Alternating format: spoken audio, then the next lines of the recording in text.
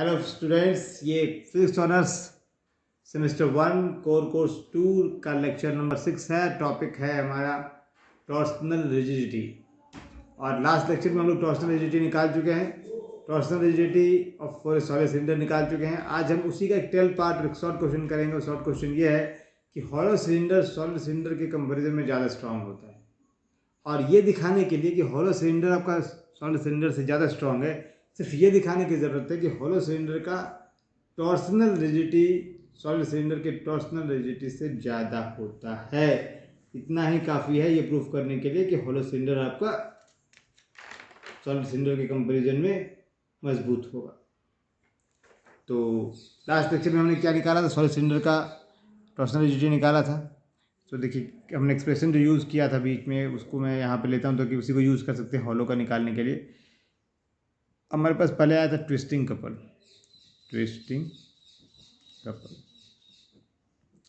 और यहाँ पे ध्यान रहे कि जो हॉलो सिलेंडर और सॉलिड सिलेंडर है, दोनों ही सेम मटेरियल का है और सेम मास का है। ठीक है, सेम मटेरियल सेम मास। तो हमने सॉलिड सिलेंडर में क्या निकाला था? Solid cylinder. यह आया था ट्विस्टिंग कपल। ट्विस्टिंग कपल हमारे पास आया था 2 pi eta theta by L 0 से a x क्यूब dx। जहाँ पे क्या क्या चीज़ है? ये आपका सॉलिड सिलेंडर है,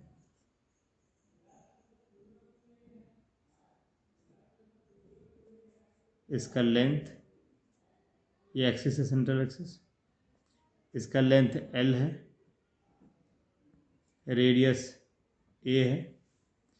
ठीक है, और हमने एक अंदर एक सॉलिड सिलेंडर ले लिया था कंसेंट्रिक, जिसका रेडियस x होगा और थिकनेस dx है।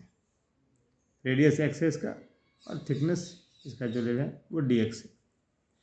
तो यहाँ पे आपका ईटा क्या है? Coefficient of modulus of rigidity है, नॉट कोफिशिएंट।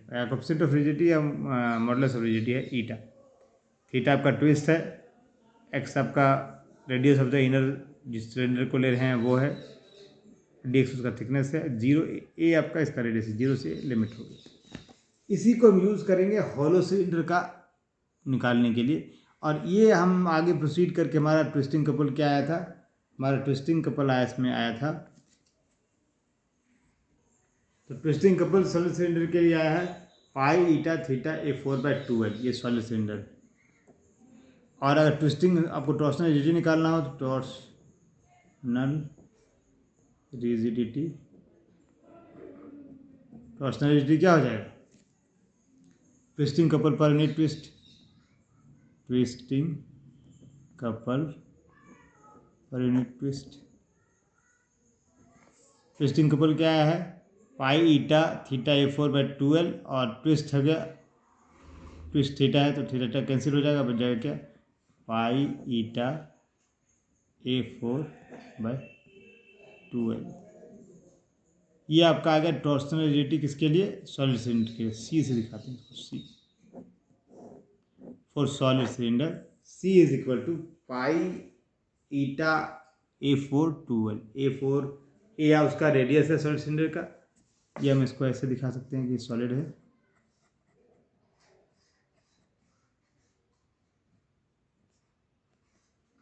ठीक है। अब हमको सिमिलरली निकालना क्या है? हॉलो सिलेंडर का। अब पहले एक बात ले लें, let us consider a hollow cylinder and A solid cylinder of same material and mass. ठीक है, तो हमने सॉलिड सिलेंडर का निकाल लिया है, इसी के तर्ज पे हम हॉलो सिलेंडर का निकालेंगे। Twisting couple for hollow cylinder, twisting couple for hollow cylinder. तो हॉलो सिलेंडर क्या हो जाएगा? 2 pi eta theta by L, और 0 से a की जगह हमारे पास R1 से R2 लेते हैं। शेप क्या होगा इसका? बाकी सब कुछ सेम रहेगा यहाँ पे, x क्यूब dx। ठीक है।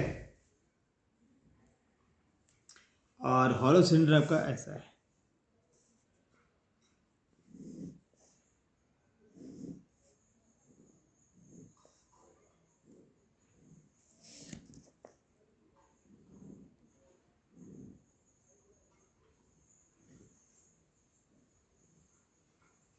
ये आपका हॉलो सिलेंडर, ठीक है।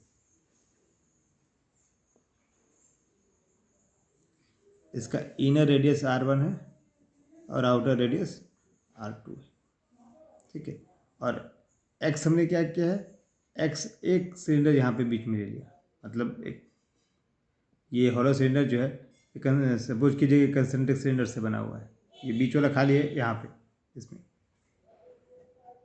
तो उसमें से एक सिलेंडर ले लिया जो कि जिसका रेडियस आपका एक्स है, इस एक्सिस से distance.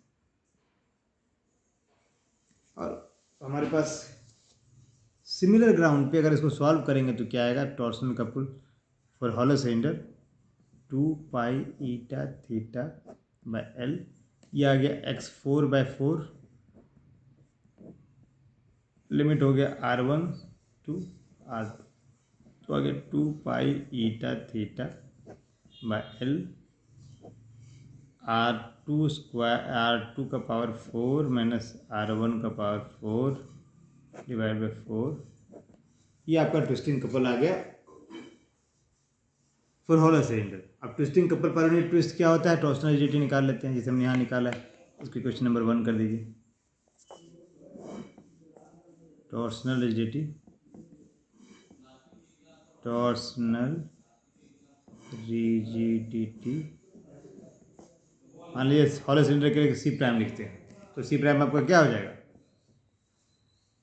Twisting couple per unit twist, twisting couple per unit twist, मतलब per unit by theta, twisting couple by theta, twist का मतलब थीटा हो गया।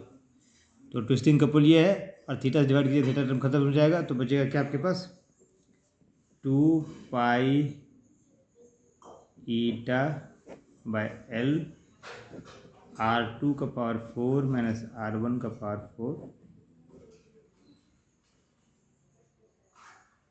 बाय 4। ये 2 कैंसिल हो गया, तो बचा क्या, पाई ईटा R2 का पावर 4 माइनस R1 का पावर 4 डिवाइड बाय 2l। ये आपका आ गया सी प्राइम। क्वेश्चन नंबर 2 मैंने सर शुरू में क्या कहा था कि ये प्रूफ करने के लिए कि हॉलो सिलेंडर आपका मजबूत है सॉलिड सिलेंडर के कंपैरिजन में, आपको ये दिखाना होगा सॉलिड सिलेंडर का जो टॉर्सनल रिजिडिटी है वो हॉलो सिलेंडर के टॉर्सनल रिजिडिटी से ज़्यादा है, ठीक है। तो हमने दोनों का सिलेंडर निकाल लिया टॉर्सनल रिजिडिटी। अब आप देखिए ये आपका सी है सॉलिड सिलेंडर का टॉर्सनल रिजिडिटी और सी प्राइम है आपका हॉलो सिलेंडर का रिजिडिटी। तो अब ये इसको अगर डायरेक्टली कंपेयर करना चाहेंगे तो आपको पता नहीं चलेगा कौन बड़ा है कौन छोटा है, तो हमको दोनों को करीब करीब एक टर्म में लेके आना है, एक सिमिलर टर्म में लेके आना है ताकि हम इसको कंपेयर कर पाए। तो एक काम करते हैं, अगर हम इसको थोड़ा सा दोनों को ले लीजिए, डिवाइड कर दीजिए from equation 1 and 2, from equation 1 and 2, मतलब डिवाइड इक्वेशन 1 बाई इक्वेशन 2 या इक्वेशन 2 बाई 1 कुछ भी कर लीजिए। तो आपके पास मान लीजिए 2 को डिवाइड करते हैं 1 से, C prime is equal to C, इधर क्या बचेगा, pi eta by 12, pi eta by 12 cut जाएगा, ये बचेगा दिस बाई दिस, तो आपका आ गया R2 का पावर 4 माइनस R1 का पावर 4 डिवाइड बाई ए का पावर 4। ये आपका टॉर्सनल रिजिडिटी किसका, सॉलिड सिलेंडर और हॉलो सिलेंडर को डिवाइड करके ये एक्सप्रेशन आया। मतलब क्या होगा, torsional rigidity of hollow cylinder divide by torsional rigidity of solid cylinder is equal to outer radius का पावर 4 माइनस इनर रेडियस का power 4 divide by solid cylinder का रेडियस का पावर 4। अब यहाँ से अगर आप डिसाइड करना चाहें कि सी प्राइम बड़ा है या सी बड़ा है, ये मुश्किल काम है, डायरेक्टली आपको पता नहीं चलेगा क्योंकि ए और आर के बीच को रिलेशन आपको पता नहीं है। सबसे पहले क्या करना पड़ेगा, हमको ए और आर के बीच का रिलेशन निकालना पड़ेगा। वो कहाँ से निकलेगा? हमने आपको सबसे पहले कहा था कि जो हम सॉलिड सिलेंडर और हॉलो सिलेंडर ले रहे हैं वो सेम मटेरियल और सेम मास का है, उसी प्रॉपर्टी को हम यूज़ करेंगे। प्रॉपर्टी क्या है हमारे पास कि solid cylinder and hollow cylinder are made of same material and same mass. तो अब हमारे पास क्या आएगा, सो देखिए, since we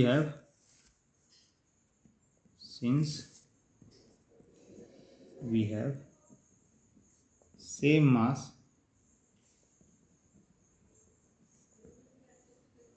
for hollow and solid cylinder, hollow and solid cylinder, mass same है आपके पास, तो सॉलिड सिलेंडर का मास क्या होगा देखिए, for solid cylinder mass of solid cylinder, solid cylinder का मास क्या होगा, मास क्या होता है वॉल्यूम इनटू डेंसिटी, और मटेरियल भी सेम है, same mass and same material, same material, material same होगा डेंसिटी भी सेम होगा, वॉल्यूम इनटू डेंसिटी। तो वॉल्यूम अगर v है, डेंसिटी रो है, तो v रो हो गया। और सॉलिड सिलेंडर के लिए v कितना आएगा, वॉल्यूम, लेंथ l है, रेडियस a है, तो वॉल्यूम क्या हो जाएगा, पाई a स्क्वायर l, ये सॉलिड सिलेंडर का वॉल्यूम हो गया, और डेंसिटी हो गया रो। और मास ऑफ हॉलो सिलेंडर निकालेंगे तो क्या आएगा, मास of hollow cylinder, hollow cylinder का भी सिमिलरिटी क्या हो गया, मान लेते हैं उसका वॉल्यूम वी प्राइम और डेंसिटी रो है, ठीक है। तो वॉल्यूम वी प्राइम आपके पास क्या आएगा, उसका हॉलो सिलेंडर का जो वॉल्यूम आएगा दैट इज इक्वल टू पाई, और बेसिकली अब देखिए हॉलो सिलेंडर में क्या है कि बाहर वाले सिलेंडर के वॉल्यूम में अगर अंदर वाले सिलेंडर का वॉल्यूम घटा दीजिएगा तो हॉलो सिलेंडर का वॉल्यूम आ जाएगा। तो हम बाहर वाला सिलेंडर क्या है, पाई R2 square L minus pi R1 square L into rho. अब ये कॉमन ले लीजिए, क्या आएगा, पाई एल कॉमन आएगा, R2 square minus R1 square rho, ठीक है। ये आपका आ गया मास ऑफ हॉलो सिलेंडर, ये मास ऑफ सॉलिड सिलेंडर। अब देख रहे हैं कि हमारा पॉइंट क्या है, दोनों का मास सेम है, इन दोनों को इक्वेट कर दीजिए, ठीक है। इन दोनों को इक्वेट करेंगे तो क्या आएगा, इसको इक्वेशन नंबर दे दीजिए 4 ये 5, इक्वेटिंग इक्वेशन 4 और 5, 4 और 5 को अगर आप इक्वेट करते हैं तो क्या आता है देखिए, so from equation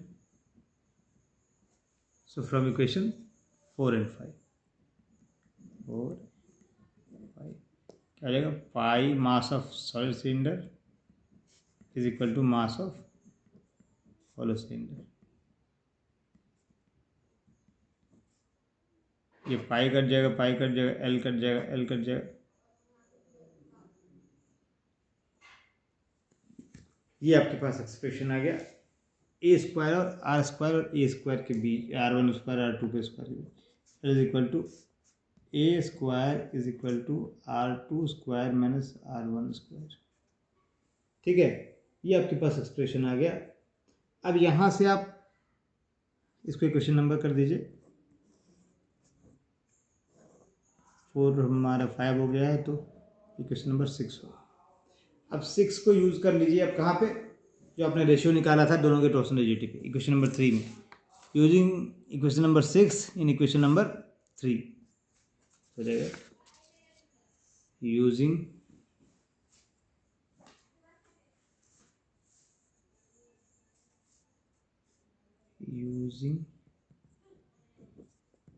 equation 6 in equation 3, तो क्या आएगा आपके पास, C prime by C is equal two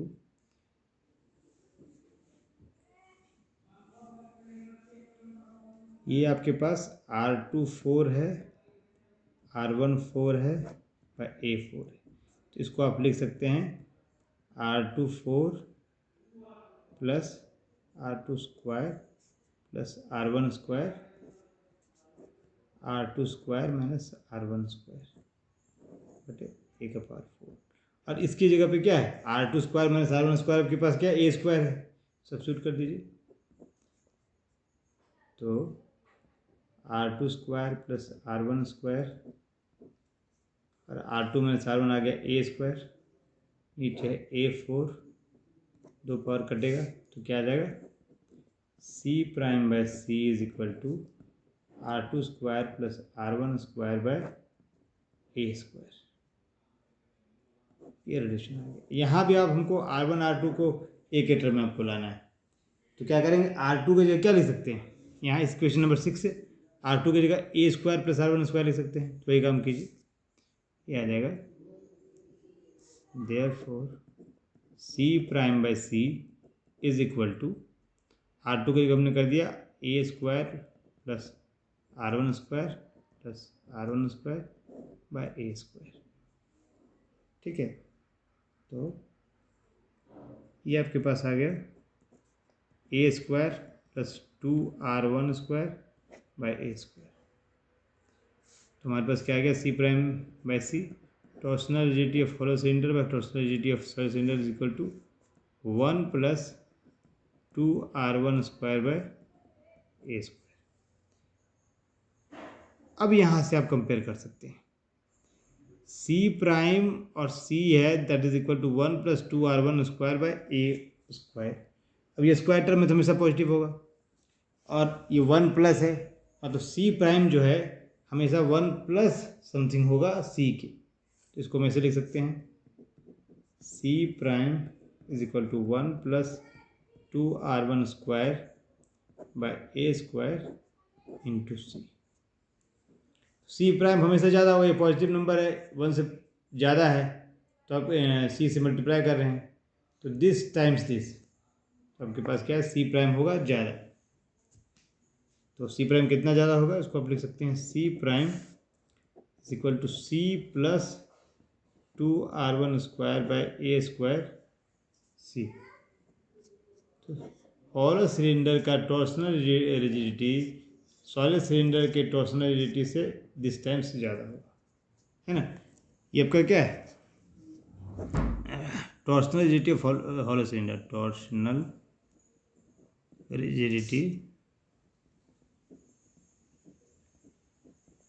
of hollow cylinder.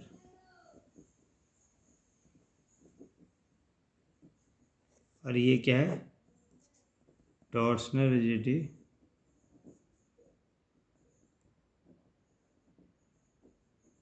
Of solid cylinder.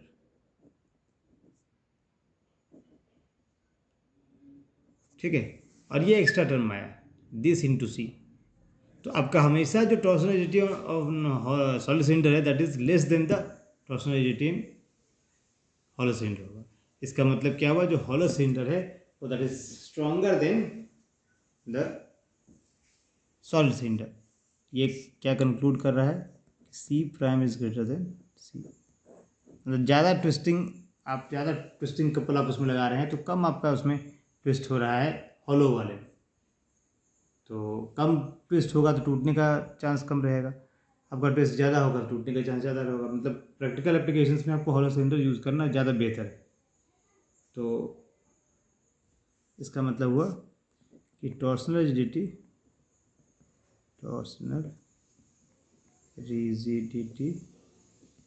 Of hollow cylinder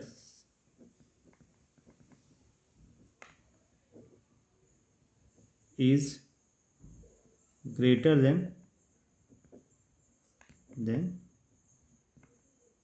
torsional rigidity of solid cylinder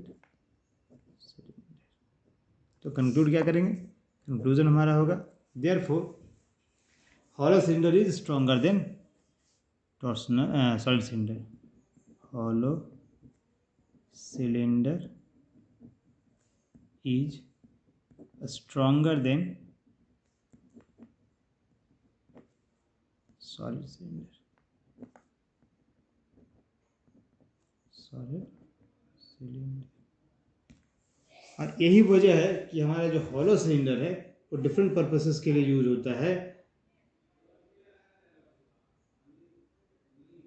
जैसे कि जो रोटेटिंग मशीनरी है जहाँ रोटेशन हो रहा है ऐसे मशीन में, उसमें आपको यूज़ होगा हॉलो वाला। ढेर सारे पर्पसेस में, प्रैक्टिकल पर्पसेस में जहाँ आपके यूज़ कर रहे हैं तो सॉलिड को प्रेफर नहीं करके हॉलो सिलेंडर को प्रेफर किया जाता है इसी वजह से। तो ये हमारा शॉर्ट क्वेश्चन हो गया कंप्लीट इस टॉपिक का। एक शॉर्ट क्वेश्चन बहुत इंपॉर्टेंट है। देखिए, इलास्टिसिटी का पहला शॉर्ट क्वेश्चन आपको बताए थे पॉइजन्स रेशियो का लिमिटिंग वैल्यू, और दूसरा शॉर्ट क्वेश्चन ये है। ये दोनों ही इंपॉर्टेंट है, हमेशा अक्सर हाँ आता है, इसलिए इसको समझ लीजिए तो कुछ भी नहीं है। आपको आराम से एक बार रिकैप कर देते हैं। क्या था हमारे पास क्वेश्चन था कि how so that hollow cylinder is stronger then the solid cylinder. और सिलेंडर के लिए कई बार वर्ड आपको एक यूज होता है सॉफ्ट, SHAFT, सॉफ्ट। तो आप उसको ध्यान रखेंगे, सिलेंडर की जगह वर्ड सॉफ्ट भी यूज होता है। Hollow shaft is stronger than solid shaft. So ध्यान रखिएगा, एक ही चीज़ है दोनों। तो हमको सिर्फ ये दिखाना है कि इसका टॉर्सनल रिजिडिटी ज़्यादा होता है इसके कंपेरिजन में, और हम पिछले लेक्चर में निकाल चुके हैं सॉलिड सिलेंडर का टॉर्सनल रिजिडिटी, उसी को बेस करके हमने हॉलो का निकाल लिया और दोनों को कंपेयर कर दिया, दोनों का रेशियो ले लिया। अब चूंकि हम यहाँ से कंक्लूड नहीं कर पा रहे हैं कि सी प्राइम ज़्यादा है कि सी भी ज़्यादा है, तो हमने कंडीशन क्या लिया था कि हॉलो सिलेंडर और सॉलिड सिलेंडर दोनों का मटेरियल और मास सेम होगा। मास और मटेरियल सेम को आधार बना के हमने R1, R2 और A के बीच रिलेशन निकाल लिया, जो कि रिलेशन हमारा इधर है। ये रिलेशन आपका आ गया A square is equal to R2 square minus R1 square. R2 क्या है? हॉलो सिलेंडर का आउटर रेडियस है, और ये R1 क्या है? हॉलो सिलेंडर का इनर रेडियस है। A क्या है? सॉलिड सिलेंडर का रेडियस है। अब इसी रिलेशन को यूज़ करते हुए हमने इस एक्सप्रेशन में C प्राइम बाई C ले आए, फिर एक ही टर्म में ले आए, R2 को R1 के टर्म में ले आए। तो बेसिकली आपका आ गया C prime is equal to C times this into C। इसका मतलब C प्राइम हमेशा C से बड़ा ही होगा, ये पॉजिटिव क्वांटिटी है, ठीक है, ये बड़ा ही होगा, C prime is greater than C, और इसलिए हॉलो सिलेंडर आपका stronger than the solid cylinder. चलिए, आज के लिए इतना ही। अगर कोई दिक्कत हो तो कमेंट बॉक्स में जरूर लिख के पूछिए हमसे। और हम लोग नेक्स्ट लेक्चर जो करने वाले हैं, नेक्स्ट लेक्चर इस टॉपिक का करेंगे। अगला टॉपिक हमारा जो होगा वो होगा बेंडिंग मोमेंट। नेक्स्ट टॉपिक करेंगे हम बेंडिंग मोमेंट। चलिए, ओके।